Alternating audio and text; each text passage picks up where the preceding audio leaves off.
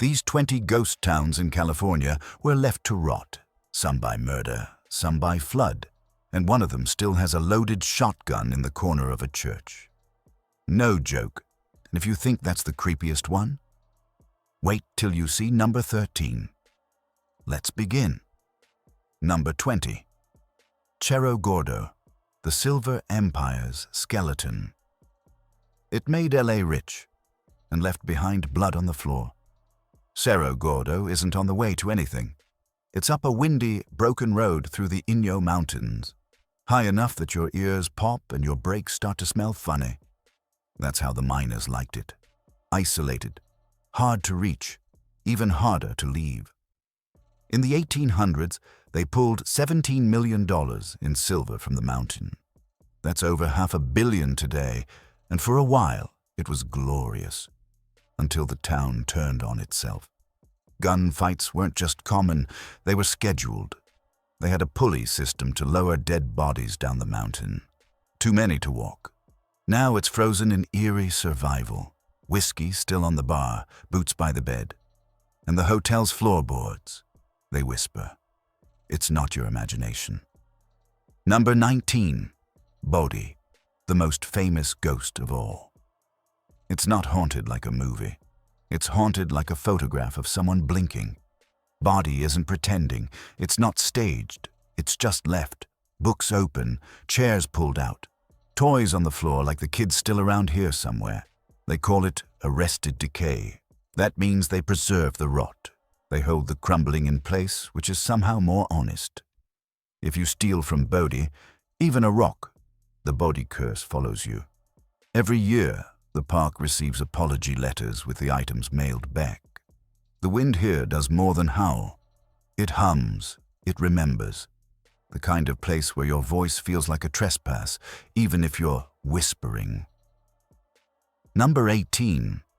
Ballarat, the town that watched Manson.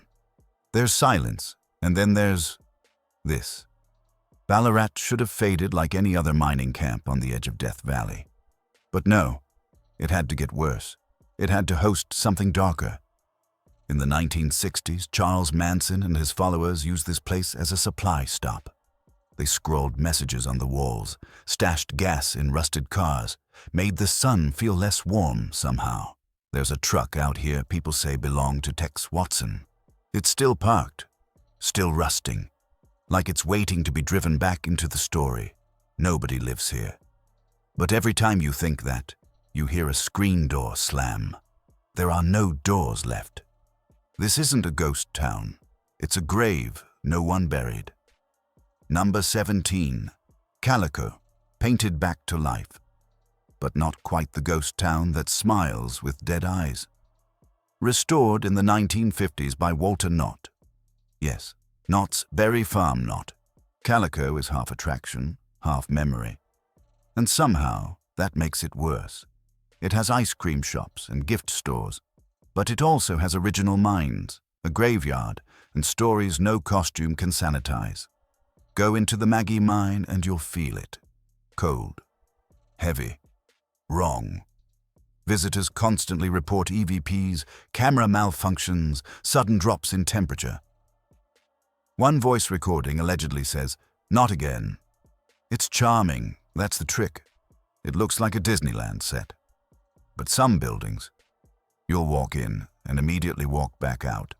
Like your instincts say no, and you don't ask why. Number 16. Panamint City, where the mountains swallowed a town 7 miles in. Zero noise out. To get to Panamint, you don't just drive. You hike. 7 miles up Surprise Canyon, through waterfalls, over rusted trucks, past the wreckage of a town that lost its fight with the earth. Panamint was built by bandits turned miners. In 1876, a flash flood wiped it off the map. The mountain just took it back. Now only broken smelters, collapsed stone huts, and a ghost cemetery remain. There's a full bathtub halfway up the trail. No one knows how it got there. No one's moved it in decades. When you finally make it to the top, you don't feel like you discovered something. You feel like you weren't supposed to be there. Number 15. Shasta, the brick-lined bones of gold country. You don't walk through this town, you sift through it. Near Redding, California, there's a long corridor of brick skeletons, fireplaces, archways, half-standing walls. This was once Shasta, a gold rush boomtown so busy people called it Queen City of the Northern Mines. Now it's dead quiet. Charred red bricks line the main street like abandoned chess pieces. The courthouse still stands. So does the jail. Some visitors swear they've heard whispering in the cells. Others say it's just the wind, but the wind doesn't say names. There's a rusted bell that used to call miners in for emergencies. One day, a tourist rang it. He said he didn't sleep for 2 nights. There's a smell to Shasta, burnt wood, sun-warmed dust, and something older, like damp iron and regret. Number 14. Keeler, the town that sunk beneath salt, the water left. The people followed. But something stayed. Keeler sits where Owens Lake used to be. In the early 1900s, this was a mining and shipping town, but then Los Angeles drained it dry and Keeler turned to dust. Literally. Now salt crusts the streets. Dust storms sweep in without warning. Whole houses tilt into nothing. You'll see boarded-up post offices and rusted-out rail cars just sitting there, like they still expect someone to clock in. The town still has a functioning zip code. The postmaster retired 10 years ago, but some mail still arrives. There's something post-apocalyptic about Keeler, like the end of the world already happened here, and no one told the wind to stop. Number 13. Empire. Deserted in plain sight. This isn't ancient history. This was yesterday. Empire shut down in 2011 when U.S. Gypsum pulled out. One decision, and the economy vanished overnight. Schools emptied. Homes were left mid-renovation. Calendars on the walls still say May. People returned years later to find their own belongings untouched. One guy found his coffee cup still on the porch rail. Same stain, same bird poop. Everything here looks paused, but not peacefully. There's no decay, just neglect in real time. And that's worse somehow. You don't need ghosts in Empire. It already knows you're not coming back. Number 12. Drawbridge, sinking into the bay's secrets. The town is going under. Literally. You can't drive to Drawbridge. You can't walk either. Not legally. This marshland town is only accessible by boat, and it's sinking into the San Francisco Bay, one tilt, one rotted dock, one swallowed floorboard at a time. It started as a hunting village, expanded into a small rail stop, and then people left. One by one. The last resident left in the 1970s. Some say he just walked off into the fog. Locals report hearing gunshots, laughter, even piano music across the water on foggy mornings. But no boats, no people. The cabins lean sideways now, doors half-hinged. The bay eats wood like termites with saltwater teeth. Number 11, Darwin, life at the edge of the end. Half dead, half alive, completely uncertain. On the edge of Death Valley, Darwin was once a bustling mining hub. Now, maybe 30 people remain. Some houses are lived in, some aren't. Some might be. You can't really tell. There's a rusted-out church with a broken organ inside. One traveler said he thought it played a note as he walked past. But the door was locked, always has been. Locals don't mind being called a ghost town. They kind of like it. One guy told a tourist, "You're not lost.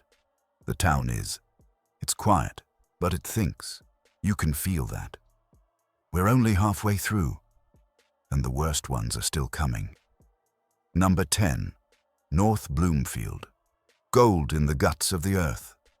They didn't mine the hills. They mined the bones of the earth itself. North Bloomfield was the beating heart of hydraulic mining, where entire mountains were blasted with high-pressure water to reveal gold buried inside. It worked until the lawsuit started. The destruction was so massive, it changed California law forever. Now it's part of Malakoff-Diggins State Historic Park. You can walk past log cabins with sagging porches, rusted mining equipment still crusted with mud, and a general store that looks like it might open any minute, but never does. The scars of hydraulic mining are still visible from space.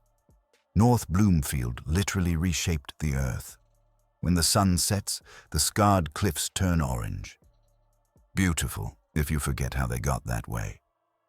Number 9. New Idria. Poisoned and forgotten. The town didn't die. It was left to rot on purpose. Mercury, that was New Idria's business. For over a century, the town harvested quicksilver from deep underground, and the poison soaked into everything. The buildings, the water, the people. The mine shut down in the 70s, but the damage didn't. Today, you can walk through collapsed bunkhouses where gas masks still hang by the doors and newspapers from 1971 curl up like dead leaves. The air smells sharp, acidic, wrong. The EPA lists New Idria as one of the most contaminated sites in California. The ground here bubbles. The creek runs red. You'll feel the toxicity even before you know the science. This isn't just a ghost town. It's a hazard wrapped in silence. Number 8. Salton City, the town that drowned in salt. Welcome to the resort paradise that turned into a rotting apocalypse. Back in the 1950s, Salton City was the next big thing. Boats, beaches, bars, all set around the shining Salton Sea. Celebrities vacationed here. Ads called it the Palm Springs of the future. Then the water turned. The salinity spiked. The fish started dying by the thousands. Today, their skeletons crunch underfoot like seashells. The smell, like hot batteries and rotting life. There are homes with furniture still inside, but the walls are warped from water rot, as if the town sweated itself to death. Now, bizarre sculptures, broken piers, and wind-burned trailers stretch for miles. It feels post-human, like someone hit pause on the apocalypse just long enough for you to walk through it. Number 7.